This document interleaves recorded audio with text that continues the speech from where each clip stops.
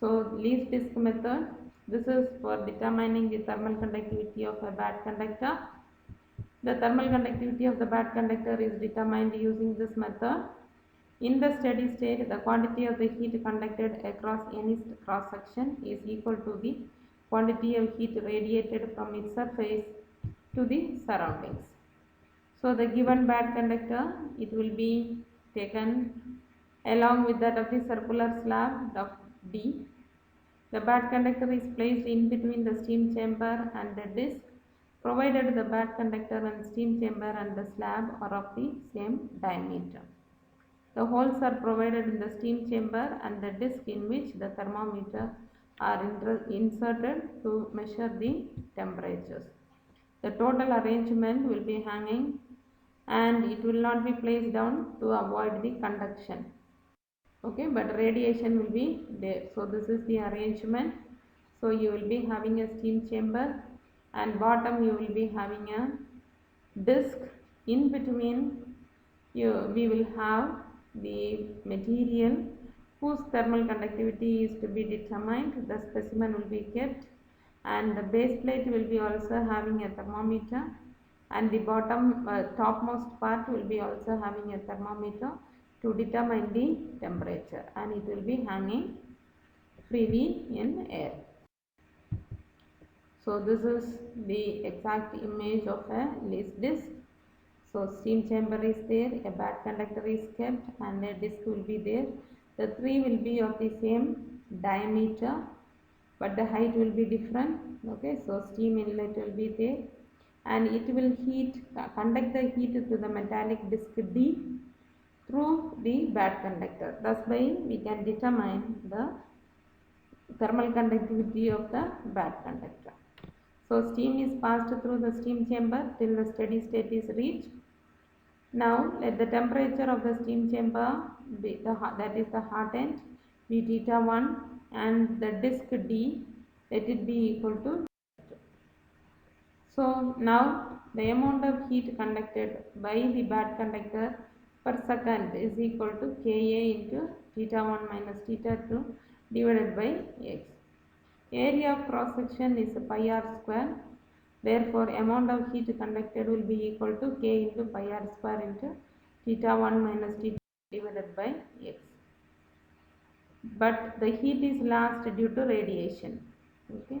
So the heat lost will be equal to m into s into rate of cooling, which is ms into rc. Under steady state, the amount of heat conducted by the bad conductor will be equal to the amount of heat lost.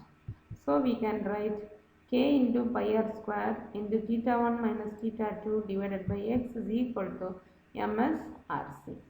So here one is the heat gained and another is the heat lost. So we are equating it. So we find K is equal to ms rx, that is ms x rc divided by pi r square into theta 1 minus theta 2.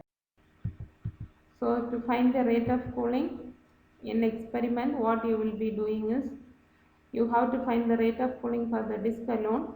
The bad conductor is removed and the steam chamber will be kept in contact with the disc and you will be allowing the heat to increase to a 5-degree temperature than the previous temperature.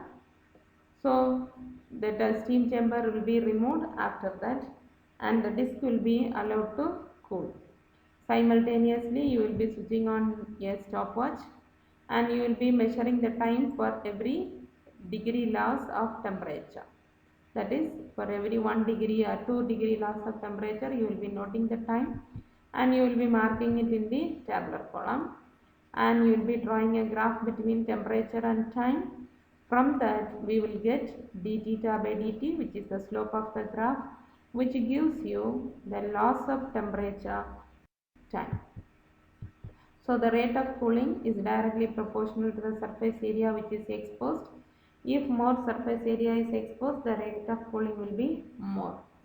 The steam chamber and the bad conductor are placed over the slab in which the radiation takes place, and of the bottom the surface of the bottom area is pi r square and the sides are area 2 pi r h.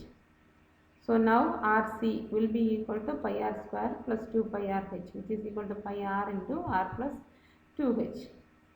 The heat is also radiated by the slab. Okay. So heat will be absorbed, and because air medium is there, heat will be also radiated. So the bottom of the area and the top surface and also through the sides. So there will be two surfaces pi r square and one surface of area 2. So now you are going to substitute it. Substituting, you will be getting k is equal to ms into x into d theta by dt divided by pi r square into theta 1 minus theta 2 into r plus 2h by 2 into r plus h. Hence, the thermal conductivity of the given bad conductor can be determined from the above relationship using Lee's disk. So, you will be having a disk which is kept through a bad conductor to a steam chamber. First, you will be increasing the temperature of the disk to temperature theta 1. Next, what you have to do, you have to remove the bad conductor, heat the metal directly, heat the disk D directly, so that its temperature increases to theta 2. And now you have to remove the steam chamber and allow the disk to cool.